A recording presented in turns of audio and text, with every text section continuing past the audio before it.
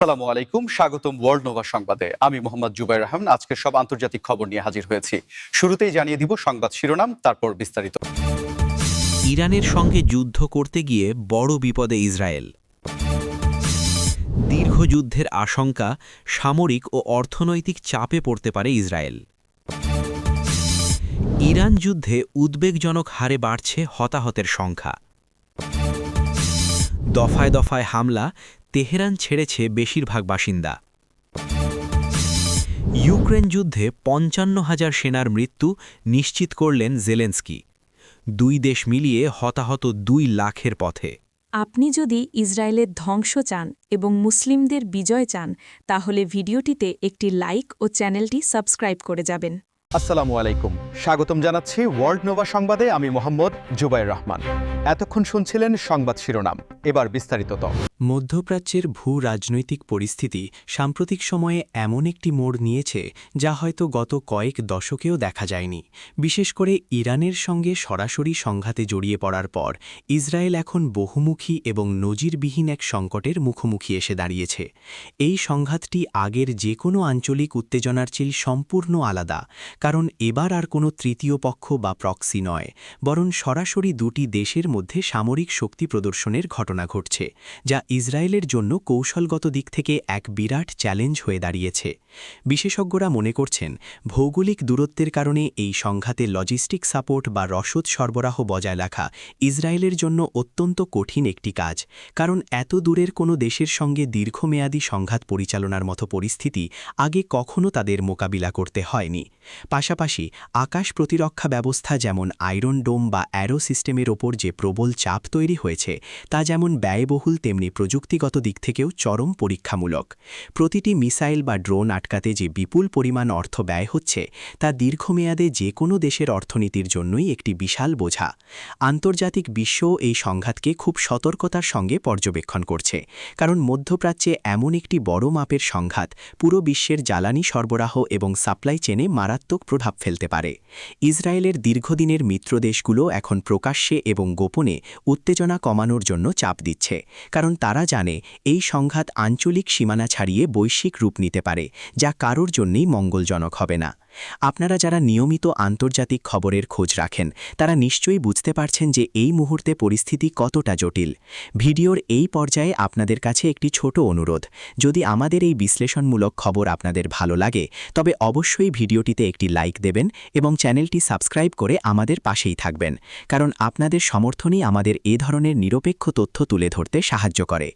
ইসরায়েলের অভ্যন্তরেও এই সংঘাত নিয়ে মিশ্র প্রতিক্রিয়া দেখা যাচ্ছে, কারণ সাধারণ মানুষ থেকে শুরু করে বিশেষজ্ঞরা বুঝতে পারছেন যে ইরানের মতো একটি বিশাল এবং সামরিক দিক থেকে সমৃদ্ধ দেশের সঙ্গে সরাসরি দ্বন্দ্বে সাড়ানোর অর্থ হল নিজেদের দেশের নিরাপত্তা ব্যবস্থাকে চরম ঝুঁকির মধ্যে ফেলে দেওয়া।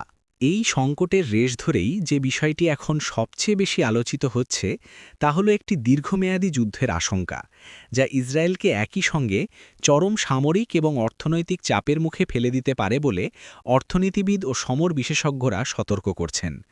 আধুনিক যুগে যে কোনো সংঘাতই শুধুমাত্র রণাঙ্গনে সীমাবদ্ধ থাকে না, বরং এর সবচেয়ে বড় ধাক্কাটা এসে লাগে দেশের অর্থনীতির ওপর। আর ইসরায়েলের মতো একটি প্রযুক্তি এবং রপ্তানি নির্ভর অর্থনীতির জন্য এই ধাক্কা সামলানো রীতিমতো অসাধ্য হয়ে উঠতে পারে। দীর্ঘ সংঘাতের আশঙ্কায় ইসরায়েলকে তাদের রিজার্ভ ফোর্সের একটা বিশাল অংশকে সামরিক ডিউটিতে ডেকে পাঠাতে হয়েছে, যা সরাসরি প্রভাব পড়েছে দেশের শ্রমবাজারের ওপর। এই রিজার্ভ ফোর্সের অনেকেই দেশের শীর্ষস্থানীয় টেক কোম্পানি, শিল্প কারখানা, শিক্ষা প্রতিষ্ঠান এবং কৃষি খাতের অত্যন্ত গুরুত্বপূর্ণ পদে কর্মরত ছিলেন। তাঁরা যখন কর্মক্ষেত্র ছেড়ে ফ্রন্টলাইনে চলে যাচ্ছেন, তখন স্বাভাবিকভাবেই উৎপাদন ব্যাহত হচ্ছে। অনেক ছোট এবং মাঝারি ব্যবসা প্রতিষ্ঠান বন্ধ হওয়ার উপক্রম হয়েছে এবং বিদেশি বিনিয়োগকারীরাও নতুন করে বিনিয়োগ করতে ভয় পাচ্ছেন। অন্যদিকে সামরিক ব্যয় আকাশ ছুঁয়েছে, কারণ প্রতিনিয়ত নতুন নতুন সরঞ্জাম এবং প্রতিরক্ষা ব্যবস্থা সচল রাখার পেছনে জাতীয় বাজেটের একটি বিশাল অংশ চলে যাচ্ছে। সরকার বাধ্য হয়ে অন্যান্য গুরুত্বপূর্ণ খাত যেমন স্বাস্থ্য, শিক্ষা এবং অবকাঠামো উন্নয়ন থেকে বাজেট কেটে সামরিক খাতে স্থানান্তর করছে, যা সাধারণ নাগরিকদের দৈনন্দিন জীবনযাত্রার মানকে ধীরে ধীরে কমিয়ে দিচ্ছে। মুদ্রাস্ফীতি বাড়তে শুরু করেছে, নিত্য প্রয়োজনীয় জিনিসপত্রের দাম সাধারণ মানুষের নাগালের বাইরে চলে যাচ্ছে এবং আমদানির ওপর নির্ভরশীলতা থাকায় আন্তর্জাতিক বাজারে মুদ্রার অবমূল্যায়ন দেশের অর্থনীতিকে আরও দুর্বল করে দিচ্ছে। আপনারা অনেকেই হয়তো খেয়াল করেছেন যে সংঘাতের খবর শুধু নির্দিষ্ট ভৌগোলিক সীমানার মধ্যেই সীমাবদ্ধ থাকে না, এর অর্থনৈতিক প্রভাব সারা বিশ্বের মানুষের ওপরই পড়ে। এই বিষয়টি নিয়ে আপনাদের মতামত কি তা অবশ্যই আমাদের কমেন্ট বক্সে লিখে জানাবেন, কারণ আপনাদের গঠনমূলক মন্তব্য আমাদের খবরের বিভিন্ন দিক বুঝতে সাহায্য করে। সামরিক দিক থেকেও ইসরায়েলকে এখন এক নতুন বাস্তবতার মুখোমুখি হতে হচ্ছে, কারণ একটি দীর্ঘমেয়াদী সংঘাত সৈন্যদের মানসিক এবং শারীরিক স্বাস্থ্যের ওপর চরম নেতিবাচক প্রভাব ফেলে।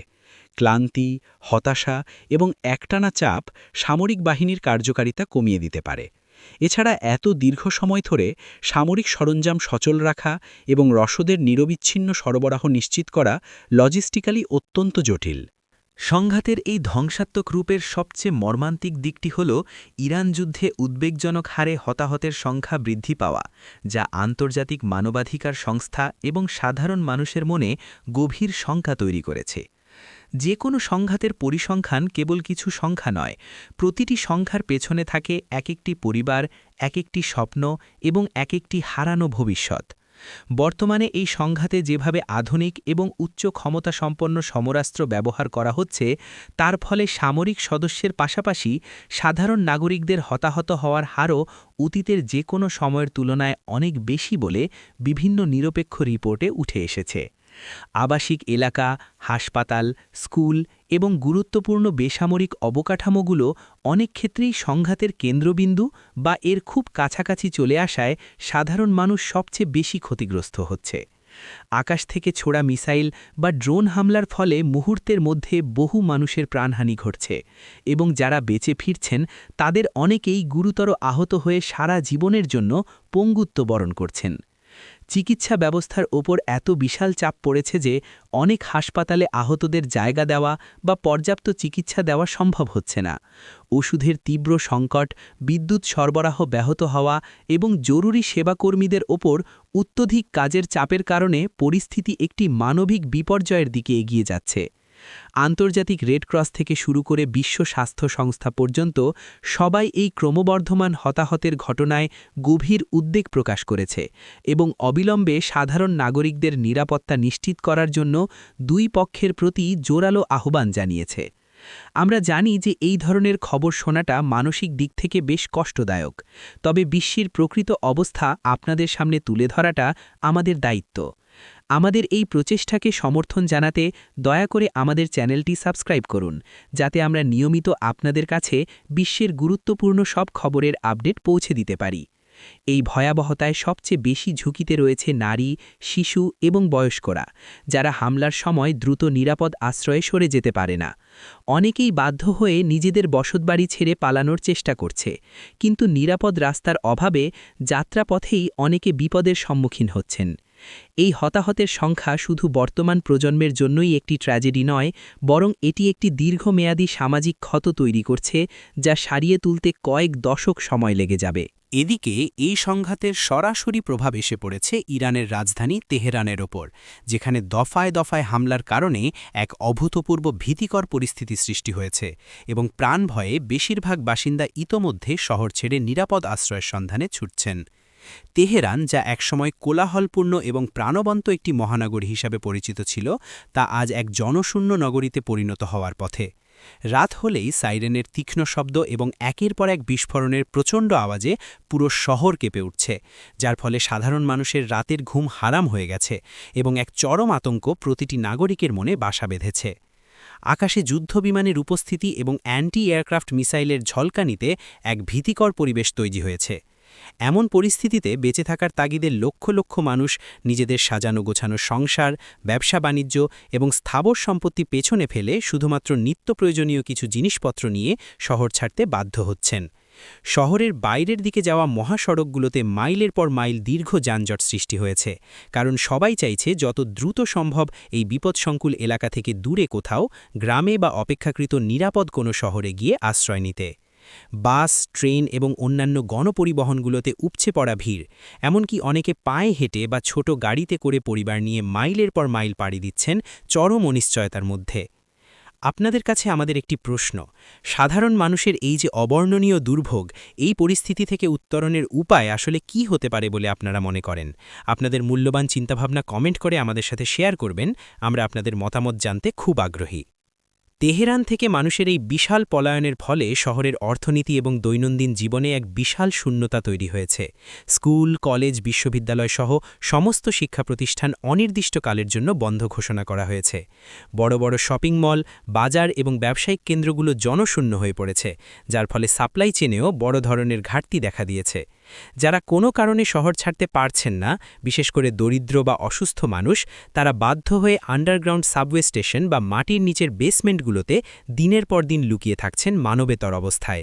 সেখানে নেই পর্যাপ্ত খাবার, বিশুদ্ধ পানি বা স্যানিটেশন ব্যবস্থা। মধ্যপ্রাচ্যের এই উত্তেজনার মধ্যেই পূর্ব ইউরোপ থেকে আরেকটি ভয়াবহ পরিসংখ্যান সামনে এসেছে, যেখানে ইউক্রেনের প্রেসিডেন্ট ভলোদিমির জেলেন্সকি প্রথমবারের মতো আনুষ্ঠানিকভাবে নিশ্চিত করেছেন যে চলমান ইউক্রেন যুদ্ধে এ পর্যন্ত তাদের ৫৫,০০০ সেনার মৃত্যু হয়েছে। এবং সবচেয়ে উদ্বেগজনক বিষয় হল, দুই দেশ মিলিয়ে মোট হতাহতের সংখ্যা প্রায় ২০ লাখের কাছাকাছি পৌঁছে যাচ্ছে। ২.৫ বছরের বেশি সময় ধরে চলা এই সংঘাত দ্বিতীয় বিশ্বযুদ্ধের পর ইউরোপের মাটিতে ঘটা সবচেয়ে ধ্বংসাত্মক একটি ঘটনায় পরিণত হয়েছে। এতদিন পর্যন্ত দুই পক্ষই নিজেদের সেনা মৃত্যুর প্রকৃত সংখ্যা গোপন রাখার চেষ্টা করেছে, যাতে দেশের ভেতরে সাধারণ মানুষের মনোবল ভেঙে না যায় এবং সামরিক বাহিনীতে নতুন জনবল সংগ্রহ বাধাগ্রস্ত না হয়। কিন্তু এবার ইউক্রেনীয় প্রেসিডেন্ট যখন নিজেই এত বড় একটি সংখ্যা প্রকাশ্যে স্বীকার করলেন, তখন আন্তর্জাতিক মহলে এর একটি বড় ধরনের ধাক্কা লেগেছে। এই ৫৫,০০০ কেবলই মৃত্যুর পরিসংখ্যান। এর বাইরে যারা মারাত্মকভাবে আহত হয়েছেন, অঙ্গ হারিয়েছেন বা নিখোঁজ হয়েছেন, তাদের সংখ্যা এর কয়েক গুণ বেশি। আর যদি রাশিয়া এবং ইউক্রেন এই দুই পক্ষের সামরিক ও বেসামরিক মানুষের মোট হতাহতের হিসেব মেলানো হয়, তবে তা ২০ লাখের ঘরে পৌঁছে যাচ্ছে বলে বিভিন্ন আন্তর্জাতিক গোয়েন্দা সংস্থা এবং মানবাধিকার সংগঠনগুলো অনুমান করছে। এই বিপুল সংখ্যক মানুষের হতাহত হওয়া পুরো ওই অঞ্চলের ডেমোগ্রাফি বা জনসংখ্যাগত কাঠামোর উপর এক চিরস্থায়ী নেতিবাচক প্রভাব ফেলছে। এক প্রজন্মের একটি বড় অংশ এই সংঘাতে শেষ হয়ে যাচ্ছে, যা ভবিষ্যৎ অর্থনৈতিক উন্নয়ন এবং সামাজিক স্থিতিশীলতার জন্য এক বিশাল হুমকি। প্রিয় দর্শক, খবরের একদম শেষ পর্যায়ে চলে এসেছি আমরা। আপনারা যদি আমাদের এই বিস্তারিত আলোচনা পছন্দ করে থাকেন, তবে ভিডিওটিতে একটি লাইক দিয়ে আমাদের কাজের প্রতি সমর্থন জানাবেন, কারণ আপনাদের একটি লাইক এই ভিডিওটিকে আরও বেশি মানুষের কাছে পৌঁছাতে সাহায্য করবে। এই বিশাল হতাহতের পরিসংখ্যান শুধু ইউক্রেন বা রাশিয়ার জন্য নয়, বরং পুরো বিশ্বের জন্যই একটি চরম সতর্কবার্তা। ফ্রন্টলাইনে পরিখা খনন করে যে ধরনের লড়াই চলছে, তা ইতিহাসের অতীতের ভয়াবহ দিনগুলোকে মনে করিয়ে দেয়। অত্যাধুনিক প্রযুক্তি, দূরপাল্লার আর্টিলারি এবং গাইডেড মিসাইলের ব্যবহারের ফলে রণাঙ্গন অত্যন্ত বিপজ্জনক হয়ে উঠেছে।